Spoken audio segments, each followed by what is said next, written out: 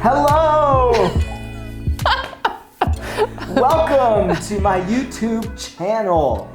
For those of you that have been following me for the last 2 years, this is my first video in the last 6 months. So hello, welcome again. Thank you for coming to this video. It's a very special one today. I have a special guest, Kerstin. Say your last name. Brueller. I know her last name, I just don't know how to pronounce it. I say Kerstin Brueller, and you say? Brueller. Brueller. It's like Austrian. the U. It's the U with the little dots? Yeah. Nice. This video is going to be our Instagram Q&A, questions and answers. We went to both of our Instagram platforms and said, hey, y'all, do you have any questions that you want us to answer about activism, self-care, life, veganism, whatever you wanted? And we just wanted to make a video, or 2 videos actually. Part 1 is right up here. So if you want to watch that one, it's a little bit long. Just 40 minutes. Just 40 minutes. Don't let that scare you. You can do it in parts. Yeah. Do it in parts. Eat breakfast one morning, watch a fourth of it, dinner, etc., etc. Really good stuff in there. We answered some questions from her Instagram platform. It's on her YouTube channel, so check that out. And this is part 2. We're going to answer, I think we had 13 questions today. So just to get into it, right off the start, first, again, thank you for being here. But just wanted to give a little intro to you, Kerstin. Yeah. 1, thank you for being here. Thank you. 2, thank you for being here. 3, I'm excited for this video. Yeah, me too. And 4, who are you? Quick little backstory, vegan story, anything that you want everyone here to know about you before we get into answering these questions. Okay, I'm trying to keep it short, not 40 minutes long. So, I am an animal activist and I'm from Vienna, Austria. I grew up in Lower Austria, if this is of any importance, but... It's all of importance. Okay. Your importance, yes. Thank you. So I moved here a long time ago, 12, 13 years ago to Vienna, and I've been vegan for 2 years. So yeah, and veganism was nothing that was new to me. Like when I got to know my partner, Kevin, 8.5 years ago, he was on a plant-based diet and what we thought by the time was vegan. And because of the lack of knowledge that we have, we switched back excuse me, to a vegetarian diet. Okay. Because we were like, okay, what's wrong with milk and eggs? And yeah. And then 2 years ago, we wanted to fly to Germany, and then we got out of the plane, but that's a whole other story. Another story, okay. Another video later. Yeah. And so we stayed at home, and then Kevin just said, hey, there's a good documentary on Netflix. It's called What the Health. Somebody recommended it to me. Let's watch it. And cool. yeah, it was a very depressing time because we didn't go on the plane and flew to Germany. So, and then we watched a documentary and we're like, wow, okay, guess we're vegan for the health. Then we watched Conspiracy, and then we're like, okay, we're vegan for the environment. Okay. And then we came across YouTube and your channel, James Aspey, Joey Copstrong, and yeah, then we were like, okay, veganism is about the animals and the animals only. So yeah, quick little story to that. How'd you get into activism? I think that's a lot of people watching. They're either new activists or veteran activists or not activists at all. So I think it's good to hear what your vegan story is. Yeah. Or vegan activism story. We just heard your vegan story, We're keeping it under 43 minutes long. Pressure. Yeah. Activism story. Like I said, we came across YouTube and we saw activists doing outreach on the streets. And that's how we looked up activism in Vienna, and we found a group here and we did activism. And cool. Yeah, and I also started doing Instagram activism. So I was on social media and I started to share posts, and and then I created my own content, started to film myself. So a lot of getting out of the comfort zone for me over the last 2 years. And now I'm going to vigils and still doing Instagram a lot. And YouTube now. YouTube now, remember another part comfort 1 zone. on her channel. And I actually found you through Instagram as well. And for those of you watching that don't really understand the value of social media activism, I mean, you connect with like-minded individuals, but you can also get the vegan message seen by so many people just from sitting in the comfort of your own home. That's why we wanted to do an Instagram Q&A video here on YouTube. So without further ado, thank you for the little intro. We're gonna answer some of your questions and try to keep it value added, but to the point. Question number 1. I live in a small town. How do I get active? I really like this question. I don't know about you, but a lot of people actually reach out to me and ask this question because I'm sure I'm not from a small town, Los Angeles, very, very large. But I can't even imagine being in a rural small town like some of the places I've been to here in Austria or that I've been to around the world where there's like a half a vegan living there. You know, there's like no one living there. And how do you get active? So I just have a few simple bits of advice, and then I guess you can add some stuff in there as well. I think first and foremost, go to social media. I know we were just talking about that, but utilize Instagram and Facebook more specifically. Search the hashtags on Instagram and put hashtag vegan and your city or your country or your area, wherever you're in. Go to Facebook and go to different groups. Type in vegan and your city or area and see if any groups pop up. Really go to the World Wide Web to try to see who's around there and how you can connect with individuals. You'll be very surprised on what you'll find. And even if it's not in your area, like right there, maybe it's in the next town over or 2 towns over. You might have to take the train, you might have to drive, but it's how you connect with people. And then lastly, go to some local vegan restaurants in the area. If you don't have a vegan restaurant, since now I'm probably thinking you live in a small rural area, you won't have a vegan restaurant, find the closest vegan restaurant to you and go hang out there for the day. See if you can set up a table and promote any of the activism that you want to get into and just try to meet like-minded individuals. Yeah. I can't really add to that. Nothing else. Because I wanted to say sometimes maybe you have to travel a little bit, but gotcha. Find other people in your area, do a car sharing, and attend demos. Hashtags. Go to the hashtag. You said That's people true. found you through hashtags and so many people found because I used the hashtag Vienna Vegan, Activist Vienna, Vegan Animal Rights Vienna, for example. Gotta get creative with those tags. Hashtag. You have to see the Jimmy Fallon skit on that hashtag, else it's not funny to you. Question number 2. Why do you think that many people still make fun of vegans? What's your take on that? Let you go first on this one. I think many people make fun of vegans because they're insecure. They have no idea what veganism is actually about.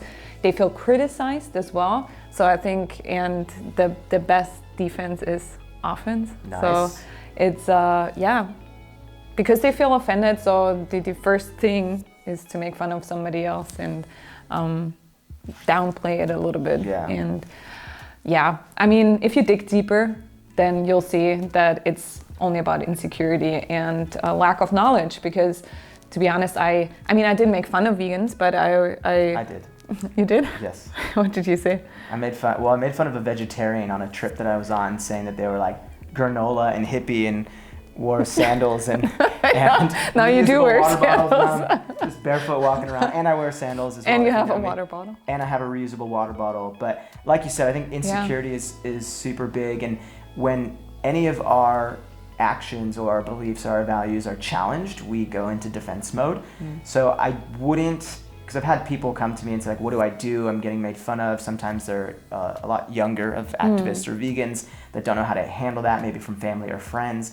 And understand that it's not your fault. Like, you're living in alignment with your core values and beliefs. You're standing up for the innocent beings on this planet. You're trying to make a difference. So the fact that someone else finds that funny and goes to make fun of you, that's on them. That's something they're not secure about. That's something that they're projecting on you. So, I mean, I know we answer this a little bit in your video, but I would just say a quick tip would be to have a little bit more confidence in yourself and understand that you are on the right side of history if this is happening to you. And then also for me is I stopped taking shit from the people who were giving it to me. And I would just let people know honestly and openly. I wouldn't get like upset with people. I would just say, hey, I know that you're not trying to maliciously or like make me feel bad on purpose per se, but you are making me feel bad. And I just wanted to let you know how I felt and what this makes me do and how it makes me respond.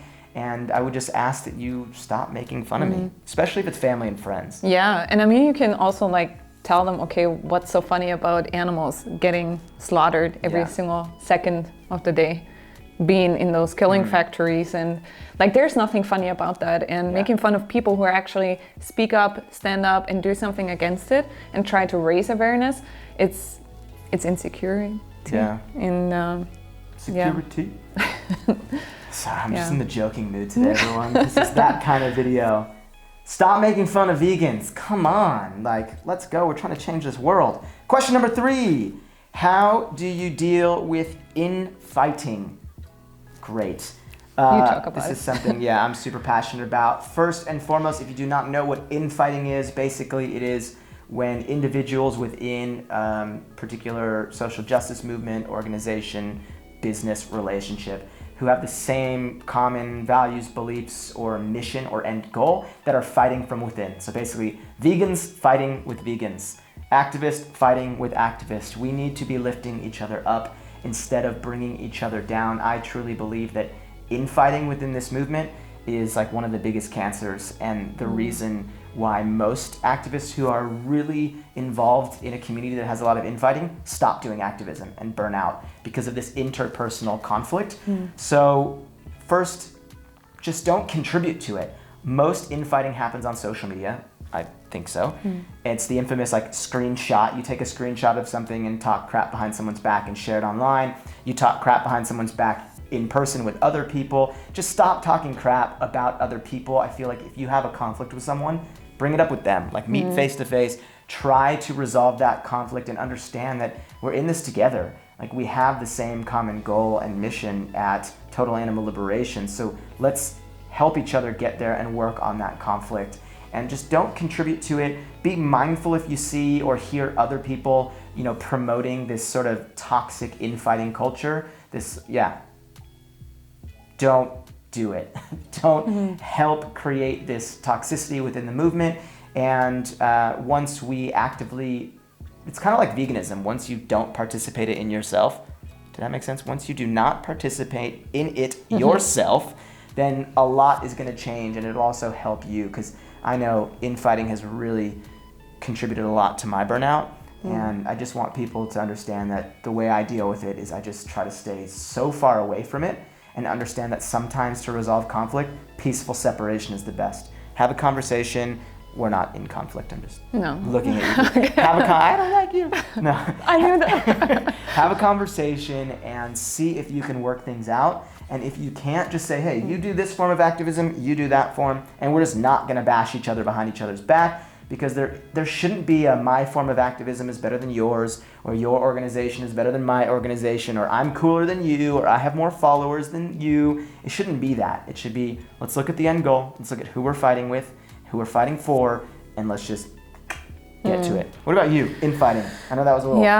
I'm just passionate about it. It just makes me sad, to be honest. Yeah. Like, I think the animal industry, the thing we're fighting is sad enough, it's stressful enough, it's traumatizing enough, and I think we shouldn't be stabbing each other's backs and create an even more toxic environment. What do you do? What's one thing that you do to deal with it? So if you're in a community where there is infighting going on, how do you manage that? How do you stay sane?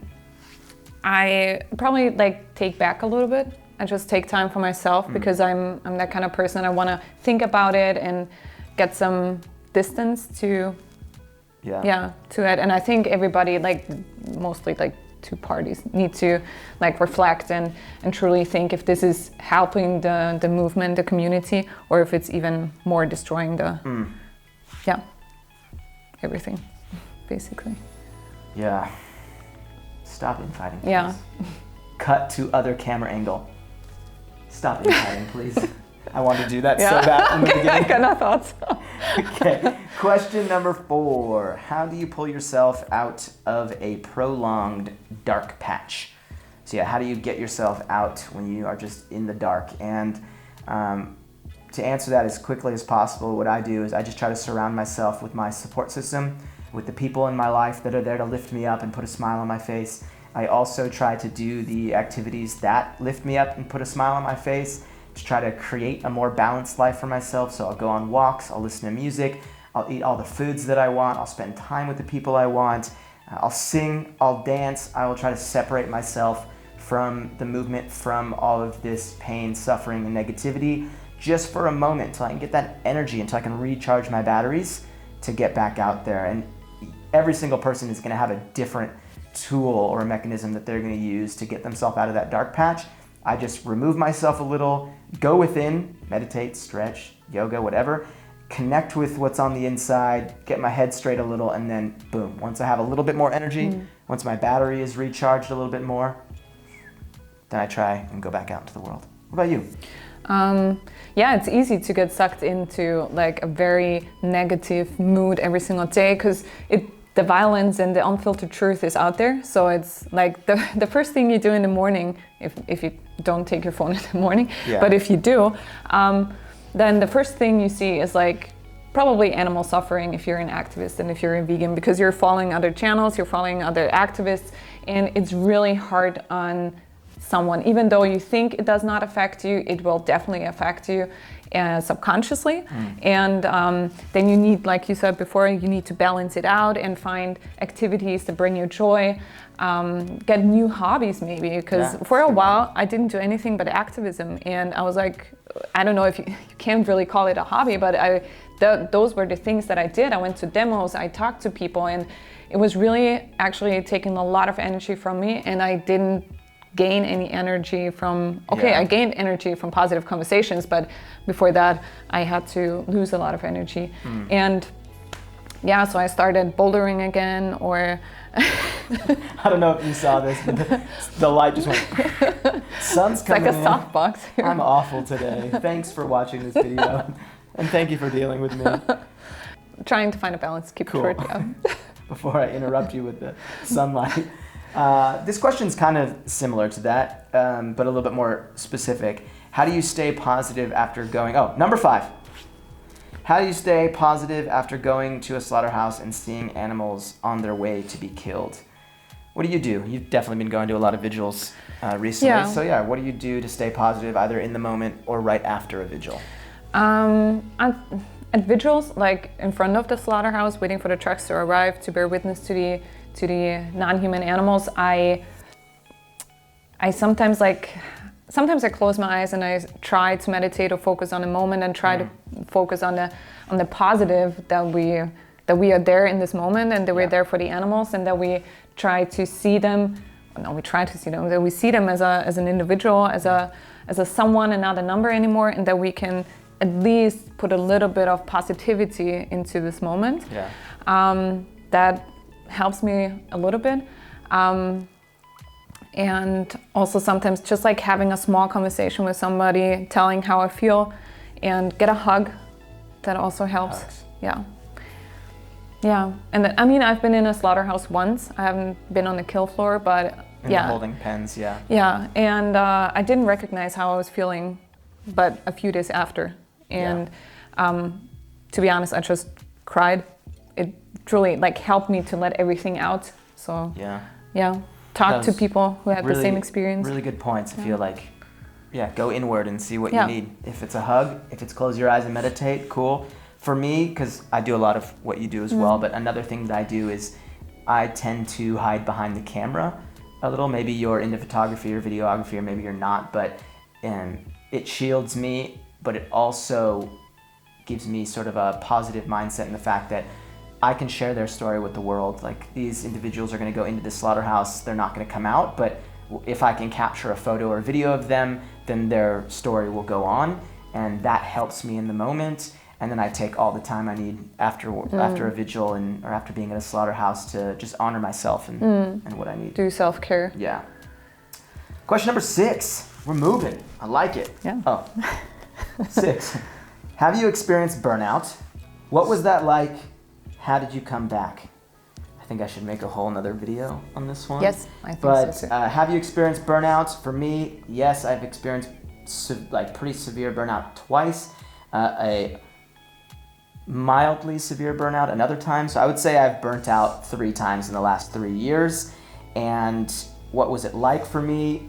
Each time was a little bit different.